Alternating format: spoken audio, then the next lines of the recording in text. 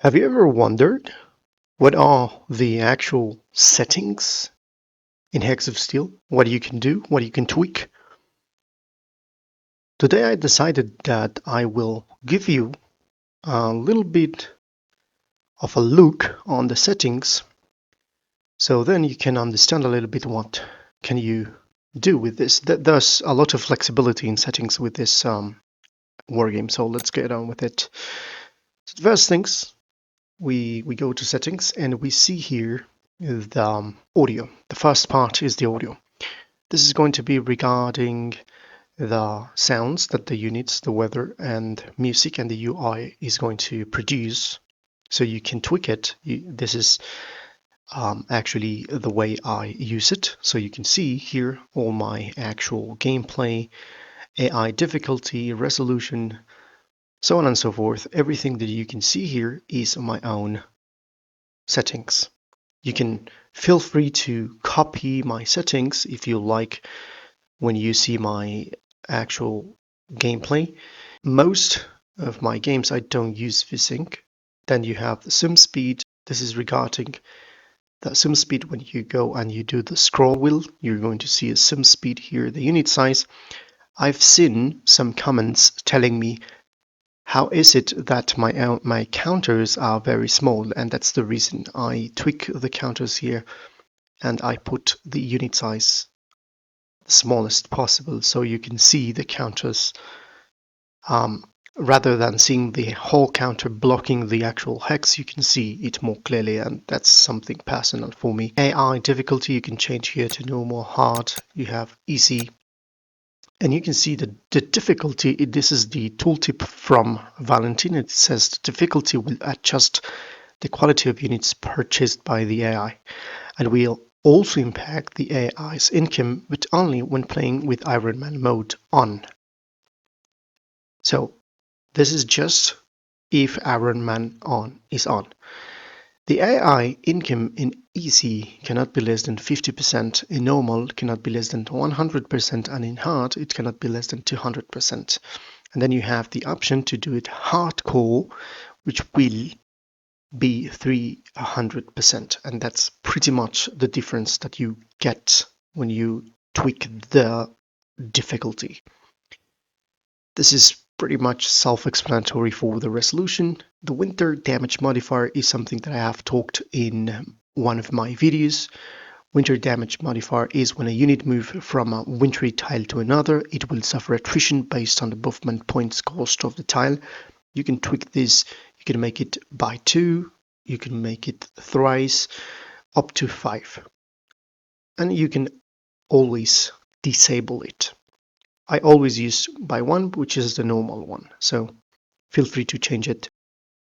Random damage modifier. Well, if you hover here, you can see a tooltip that says a random modifier can be applied to the calculated damage before they are dealt in order to simulate real life.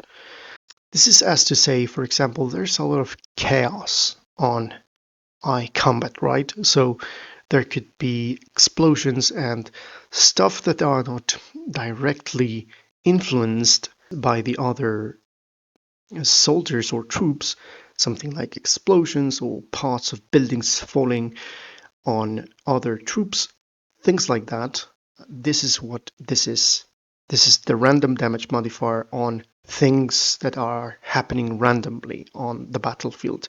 So you can go for 15% up to 100%. I prefer to have it like this because it adds a little bit of randomness. I don't remember if this is the default, but I like to have it like this. Then you have autosaves frequency, as you can see how often the game will perform autosaves, and never every turn, every 2 turns, etc. This is concerning the turns. So if you want one autosave every turn, you go here. You want every 10 turns or whatever you want. Now this is different because this is how many of them are going to be overwritten when the autosave feature is going to be doing the autosave. If you are having a little bit of problems with crashes and stuff like that, you can increase these. You can go up to 10. I do 1 because I seldom see a crash with this. Impressive. So that's pretty much it. Now we go to the gameplay here, and this is the important stuff. Now let's begin with the first one, historical focus. And it says here, it does not apply to campaign scenarios, and the AI players will behave closer to what happened historically. So for example, if you want to have, for example, allies, historical allies, if you want the AI behave as if it happened in history, you just check this one. If you uncheck this, then everything is going to be free for all, and all the single factions and stuff that happened historically are perhaps never going to happen, and random stuff are going to go, and for example, Pact of Steel will never form, so Italy and the Germans will never be allies and stuff like that. You can have something like France becoming friends with Japan. So that's pretty much historical focus here. Fog of War will hide areas of the map where you don't have visibility. You can always turn this off if you don't like the fact of having the actual tiles in black. Zone of control means that land units will block movement of the enemy around them, forcing them to move one hex at a time. This is concerning the zones of control of the so-called SOC. And this is, if you want to have that option on, you just check it and do what you want. If you don't want it, you can put that off. The upkeep cost for units, of course, this is if you want to have each unit having an upkeep cost, which I do like. If you are a Total War player as well, you would like to have this because this is more akin to those mechanics. The upkeep introduces a flat maintenance cost per deployed unit on the map, and this creates a soft cap for the amount of units a player can have, obviously because your actual money is going to be depleted if you have too many units. The manpower, of course, acts as a soft unit cap. Each victory point provides a certain amount of manpower, and you can have it or you can disable it as well. I have it enabled. Then you have the policies and doctrines, which is pretty self-explanatory. Then you have the research tech. You can disable or enable it. If you disable this, as it says here, the units will no longer be unlocked at their historical date, and you will have to possibly to use research points in order to research this or that unit in priority. So if you turn this on, this is going to be as historical as possible. You can disable the morale, of course. Morale are those small bars that are on the actual counters that change in color in between gray, red, yellow, and green. You have bad weather impacts in unit movements. You can have it disabled here. You have partitions. You could either have them or not. Overrun mechanics means that tanks and mechanized infantry will be able to move inside the hex from which the attacked enemy retreated. They will be able to attack once more during the same turn. Then you have unit production takes time. Units will no longer be available instantly after they are purchased, and this is to make it a little bit more realistic, I think. This makes the actual deployment of counters more realistic. If you don't have this checked, then this means that you're going to purchase a counter and you're going to be able to put it straight. You're not going to have that cooldown number that you get. You can see my videos and you're going to see a number that is on the upper left corner of the actual counter, and you're going to see a number there. So this is pretty much this. This is unlimited supplies for units. I don't use this because this is a very unrealistic, because obviously war means supplies and the army moves based on how full they are. and how much food they have eaten. So unlimited supplies is going to be simply very synthetic. Realistic supply system, of course, this is going to increase the supply system, so it's going to make it more complex. And the complexity will add a supply line starting from the closest city that produces the most supplies to your units, and this supply line can be cut or reduced by the presence of enemy units, and as well by, for example, bombardment of any other aircraft. Planes crash when out of fuel. This is pretty self-explanatory, and it's pretty nice to have this option, so you can check it or uncheck it as you wish. Planes can move after attacking. I don't check this because this is going to, for me, going to give a little bit more of an advantage if you have planes. So my personal taste is not to check this. And then we have damage reduction over attack frequency. Now look at this. This setting aims to better balance artillery and planes versus ground targets attacks. Instead of dealing 100 damage for every concentrated attack on a single enemy unit, for every new attack during the turn, the next unit to attack will be applied a damage penalty. So what this means that if you are attacking and then you continue attacking with other units, then there's going to be applied a reduction on the actual damage. So this is to make things a little bit more balanced, but I don't use this because if you're going to surround some enemy, then it is very understandable that you're going to have fire superiority and you're going to destroy the actual unit. So this is something to make it a little bit less drastic. Okay, and that's pretty much it. Then you go to the graphics. The graphics, you have full screen mode. Of course, I use full screen mode. Sometimes it's okay if you don't want to have the full screen mode because you have a little bit of issues if your machine cannot handle too much of the actual thing. You can uncheck this. Show clouds.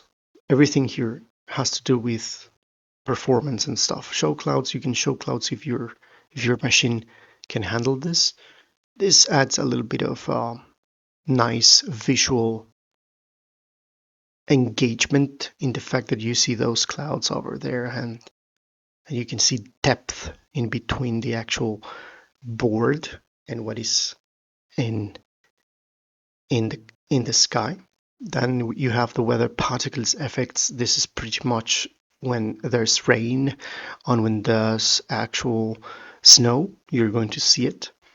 Then you have show countries borders, which is very important, I think, in most. If you are coming from Paradox games or Total War, you would like to have countries borders. It's pretty important. Now, concerning these two, we have here the disable rotations on units and left-right units rotations only. That's pretty much I think this is the default, and I haven't touched this because I don't really understand what's the difference in between the rotations. More contrast for selected units. This is going to make the unit to have more contrast if you want. Then you have show units creation number. This is when a unit is purchased, it gets assigned a number, and this number will be used to identify the unit and make them less similar. This number will be shown on the units counter, and this is exactly the numeration when you have third garrison, fourth garrison, fifth garrison, so on and so forth. And that's the reason I do this, because it's easier for me to understand which is which. Hide unit stats on counters. This is if you don't want to have all the numbers on the actual counter visually, so you can hide the actual stats. Display units level on unit counter. This is going to display the level, which is the chevrons, and it's pretty nice to have that option turned on. At least that's my personal opinion. Show units out of actions indicator as well. This is going to show the out of action indicator on the unit. Highlight units with potential actions as well. I have turned this on, and always highlight regardless of distance. This is highlight units with potential actions, means that the units that you have in the move Then if you zoom out, you're going to see them blinking. And if you have this unchecked, every single unit is not going to blink, so you're not going to be sure which unit have been assigned movement or not. That's the reason I have this checked. And then this one, always highlight regardless of distance, means that no matter how far away from the actual board you have the camera, the highlight is always going to work. You could be very doing a close-up to the counter, and then as well is going to highlight, is going to blink. The unit is going to blink. So this is the reason I don't have this checked. Color blind mode, I don't have this checked. Disable battle preview. This is the battle preview. Every time that you finish the turn, it's going to show you the battle preview. So that's the thing. You can disable it. Hide visual cue for core units. This is just for core units. If you want to hide the actual core units and instance isn't changed, this means that there's not going to be animation when the season changes. If you remember one of my videos, you're going to see that because I don't have this checked, the actual season is going to change gradually. So for example, if it's green, and then in winter it's going to become white instantly, immediately, automatically.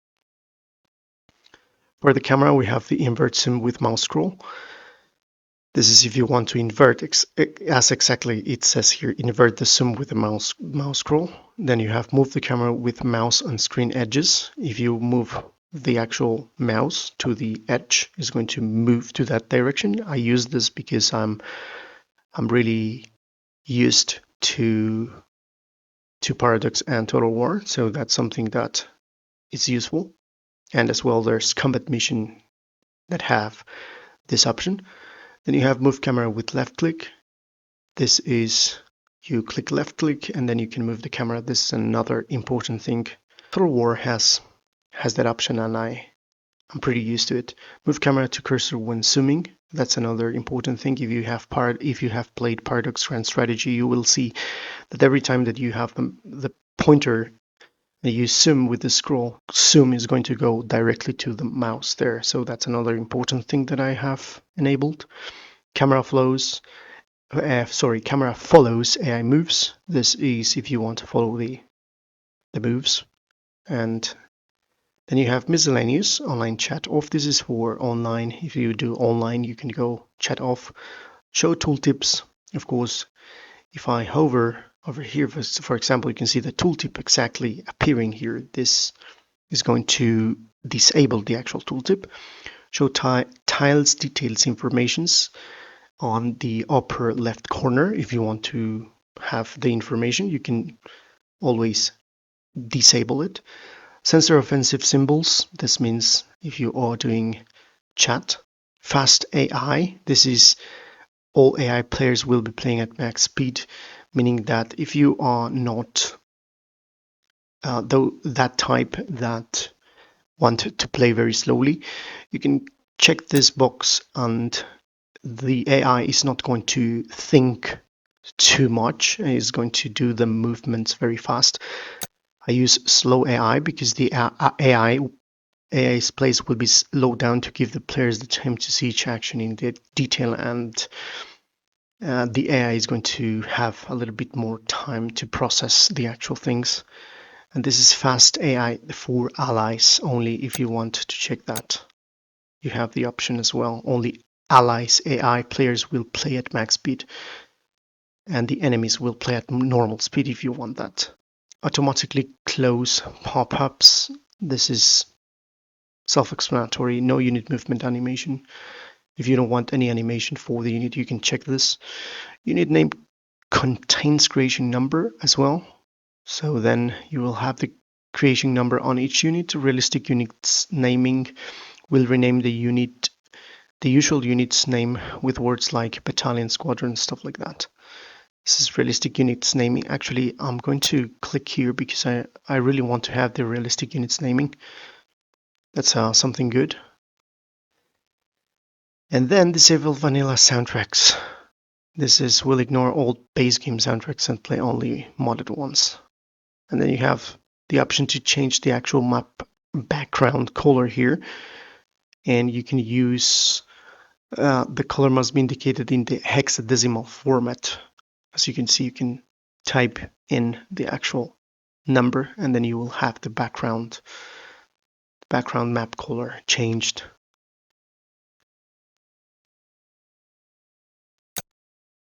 So hopefully this was important, and I haven't seen anyone talking about the settings of Hex of Steel. Hopefully this was very useful for you, and you are going to get a better understanding on what you can get when you either if you haven't purchased the actual wargame, or you have already done that and you want to get a little bit of a look on what you can do, what are your options, and when you tweak the settings. If this was helpful to you, hit that bell button so you can see anything that has to do with wargaming, and enjoy. This was Victus. See you in the next one.